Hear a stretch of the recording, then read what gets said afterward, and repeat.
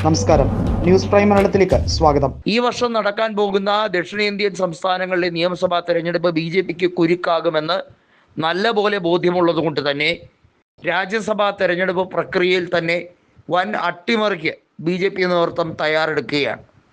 നമുക്കറിയാം, ബി.ജെ.പിക്ക് ഏറ്റവും വലിയ ആഗ്രഹം എന്ന് പറയുന്നത് കേവല ഭൂരിപക്ഷത്തിൽ രാജ്യസഭയിൽ അധികാരത്തിലേക്ക് വരണം എന്നതാണ്. ലോക്സഭയിലോ അതിന് പറ്റിയില്ല, രാജ്യസഭയിലെങ്കിലും അതിനു വേണ്ടിയുള്ള ശ്രമങ്ങളാണ്. അതിന് തെരഞ്ഞെടുപ്പ് കമ്മീഷനെ കൂട്ടുപിടിച്ചുകൊണ്ട് പല കളികളും കളിക്കുന്നുണ്ട്. ഏറ്റവും കൂടുതൽ MLA-മാരെ ലഭിച്ചിരിക്കുന്നു എന്നത് ബി.ജെ.പി നേതൃത്വത്തെ ആഹ്ലാദിപ്പിക്കുന്ന കാര്യമാണ്.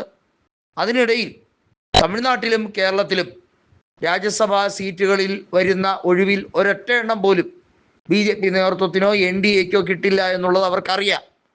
തമിഴ്നാട്ടിലാണ് താരതമ്യേന കൂടുതലുള്ളത്. അവിടുത്തെ ലോക്സഭാ സീറ്റുകളിൽ ഒന്നുപോലും ബി.ജെ.പിക്ക് ജയിക്കാൻ കഴിഞ്ഞില്ല. കാടിളക്കി വെടിവെക്കാൻ ഒരുപാട് ശ്രമങ്ങൾ നടത്തിയ പല നേതാക്കളും ഇന്ന് വാലും ചുരുട്ടി വീട്ടിലിരിക്കുകയാണ്. അന്നാമലൈ ആയിരുന്നാലും, നായനാർ നാഗേന്ദ്രനായിരുന്നാലും, CP രാധാകൃഷ്ണനൊക്കെ ആയിരുന്നാലും ഇവരെല്ലാവരും മത്സരിക്കാൻ ശ്രമിച്ച് പരാജയപ്പെട്ടവരാണ്. CP രാധാകൃഷ്ണന് പിന്നെ പെട്ടെന്ന് തന്നെ സ്ഥാനക്കയറ്റങ്ങൾ ബി.ജെ.പി നൽകി. അതുകൊണ്ടിപ്പോൾ ഉപരാഷ്ട്രപതിയായി ധൻഖറിനെ വിരട്ടി ഓടിച്ച സ്ഥാനത്ത് കയറിയിരിക്കുകയാണ്. ഇവിടെ ഏറ്റവും പ്രധാനപ്പെട്ട കാര്യം എന്ന് പറയുന്നത് ഡീലിമിറ്റേഷൻ തട്ടിപ്പ് തന്ത്രങ്ങളാണ്. ഡീലിമിറ്റേഷൻ കൊണ്ടുവരുന്ന വഴി ലോക്സഭയിലും രാജ്യസഭയിലും ദക്ഷിണേന്ത്യൻ ആനുപാതികം ഗണ്യമായി കുറയ്ക്കുകയും ജനസംഖ്യാ നിയന്ത്രണം ശക്തമായി സംയോജിപ്പിച്ച് മുന്നോട്ട് കൊണ്ടുപോയ ദക്ഷിണേന്ത്യൻ സംസ്ഥാനങ്ങളെ പാടെ അവഗണിച്ചുകൊണ്ട് വലിയ തോതിലുള്ള പോപ്പുലേഷൻ എക്സ്പ്ലോഷൻ നടന്ന, അങ്ങനെ തന്നെ പറയേണ്ടി വരും, പോപ്പുലേഷൻ വലിയ തോതിൽ വർധനവ് വന്നിട്ടുള്ള സ്റ്റേറ്റുകളായിട്ടുള്ള UP, ബീഹാർ തുടങ്ങിയ സംസ്ഥാനങ്ങൾക്ക് വലിയ ഹൈപ്പ് കൊടുക്കുക.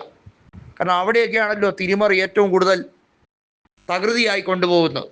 ദക്ഷിണേന്ത്യൻ സ്റ്റേറ്റുകളിൽ രാജ്യസഭാ തെരഞ്ഞെടുപ്പിൽ വരുന്ന ഒഴിവിൽ പോലും വലിയ മാറ്റങ്ങൾ കൊണ്ടുവരാൻ വേണ്ടിയുള്ള ശ്രമമാണ്. നമുക്കറിയാം, പുതിയ മന്ദിരത്തിലാണ് ലോക്സഭയും രാജ്യസഭയും പ്രവർത്തിക്കുന്നത് എന്നിരിക്കെ രാജ്യസഭയിലായിരുന്നാലും ലോക്സഭയിലായിരുന്നാലും സീറ്റുകൾ വലിയ തോതിൽ വർദ്ധിപ്പിക്കാൻ ബി.ജെ.പി പ്ലാൻ ഇടുന്നുണ്ട്. അത് ഡീലിമിറ്റേഷൻ കമ്മീഷന്റെ നടപടിക്രമങ്ങൾക്ക് വേണ്ടി കാത്തിരിക്കുകയല്ല, അത് പിൻവാതിൽ വഴി നടത്തിയെടുക്കാൻ ഓർഡിനൻസ് രൂപേണ രാഷ്ട്രപതിയെ മറയാക്കിക്കൊണ്ട് പല അന്തർനാടകങ്ങളും നരേന്ദ്രമോദിയുടെ ടീം ആസൂത്രണം ചെയ്തു വെച്ചിട്ടുണ്ട്. എങ്ങനെയാണോ ദേശീയ തൊഴിലുറപ്പ് പദ്ധതി അട്ടിമറിച്ചത്, എങ്ങനെയാണോ പൊതുമേഖലാ സ്ഥാപനങ്ങളെ പ്രൈവറ്റ് ആക്കുന്നത്, അതായത് സ്വകാര്യവൽക്കരിക്കുന്നത്, അതേ ലാഘവത്തോടെ, ഒരുപക്ഷെ അതിനേക്കാളേറെ ലാഘവത്തോടെ ഈ രാജ്യത്തെ ഭരണഘടനയെ വെട്ടിമുറിക്കുന്ന, അതല്ലെങ്കിൽ കശാപ്പ് ചെയ്യുന്ന രീതിയിലുള്ള നാടകീയ നീക്കങ്ങൾ നടക്കുന്നു. അതിൻ്റെ ഒരു ഭാഗമാണ് ഈ ഡീലിമിറ്റേഷൻ നടപടിയും ലോക്സഭ രാജ്യസഭ സീറ്റ് വർദ്ധിപ്പിക്കലും. അർഹിക്കുന്ന സംസ്ഥാനങ്ങൾക്ക് ആനുകൂല്യങ്ങൾ വെട്ടിച്ചുരുക്കുക, GDP-യിൽ വലിയ രീതിയിലുള്ള ക്ഷമത രൂപീകരിച്ച സ്റ്റേറ്റുകളെ തരം താഴ്ത്തുക, ചവിട്ടി താഴ്ത്തുക, അവരെ നാശോന്മുഖമാക്കുക, അതാണ് ലക്ഷ്യം.